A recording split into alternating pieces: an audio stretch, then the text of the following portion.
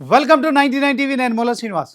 ఇది కేవలం ఒక పరీక్ష రద్దు వార్త కాదు. లక్షలాది మంది విద్యార్థుల రక్తం చెమటను ధారపోసి రాసిన భవిష్యత్తు చిత్తు కాగితంలా మారిన విషాద గాథ. కళ్ళల్లో డాక్టర్ కోటు వేసుకోవాలనే కళ, గుండెల్లో పేదలకు సేవ చేయాలనే తపన. కానీ వ్యవస్థలోని లోపాలు ఆ కళల మీద పెట్రోల్ పోసి తగులబెట్టాయి.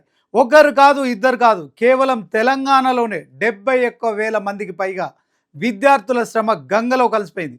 నేషనల్ టెస్టింగ్ ఏజెన్సీ, ఆ పేరులోనే టెస్టింగ్ ఉంది, కానీ అది విద్యార్థుల సహనాన్ని పరీక్షిస్తోంది. 2024 నుంచి నేటి వరకు లీకేజీలు, వాయిదాలు, కోర్టు గొడవలు, అసలేం జరుగుతోంది? చదువుల సరస్వతి కొలువవ్వాల్సిన చోట కాసుల కక్కుర్తికి తెరలేచిందా?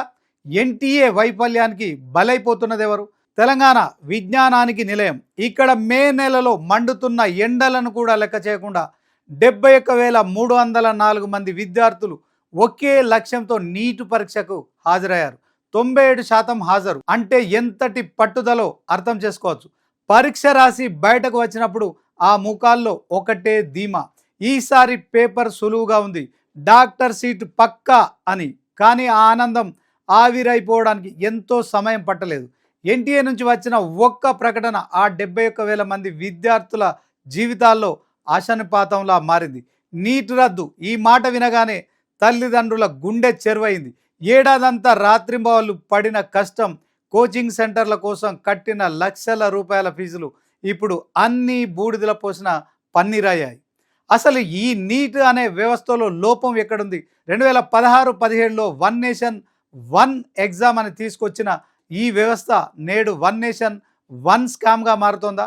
2024లో బీహార్లోని పట్నాలో, జార్ఖండ్లోని హజారీబాగ్లో బయటపడ్డ పేపర్ లీకేజీలు ఈ వ్యవస్థను మూలాల్లోనే కుదిపేశాయి.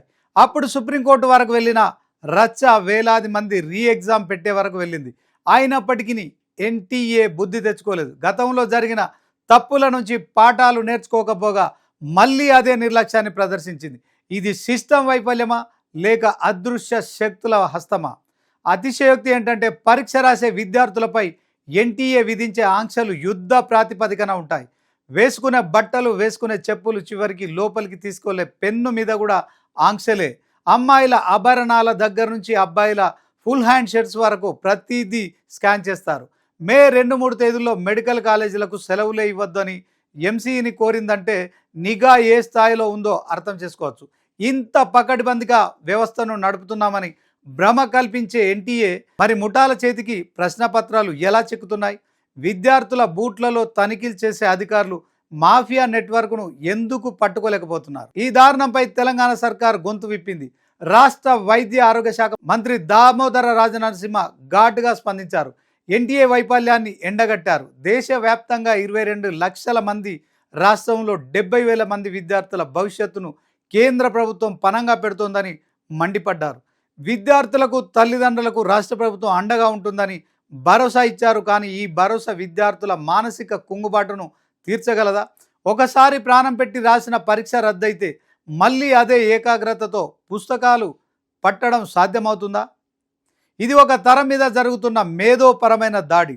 వైద్య వృత్తిలోకి వెళ్లే ముందు వ్యవస్థలోని కుళ్ళును విద్యార్థులకు పరిచయం చేస్తున్నారు. లీకేజ్ వీరులకు కఠిన శిక్షలు పడనంత వరకు, వ్యవస్థలో పారదర్శకత రానంత వరకు పేద విద్యార్థి కళ కేవలం కాగితం మీద సంతకానికే పరిమితం అవుతుంది. ఈ పాపంలో ఎవరి వాటా ఎంత? విద్యార్థుల కన్నీళ్లకు సమాధానం చెప్పే నాదుడు ఎవరు? ఢిల్లీలోని ఏసీ గదుల్లో కూర్చొని నిర్ణయాలు తీసుకునే పెద్దలకు, మారుమూల గ్రామంలో కిరోసిన్ బుడ్డి వెలుగులో చదువుకునే విద్యార్థి ఆవేదన వినిపిస్తుందా? నీట్ రద్దు అనేది ఒక ముగింపు కాదు, ఇది వ్యవస్థలోని అవినీతిపై తిరుగుబాటుకు ఆరంభం కావాలి.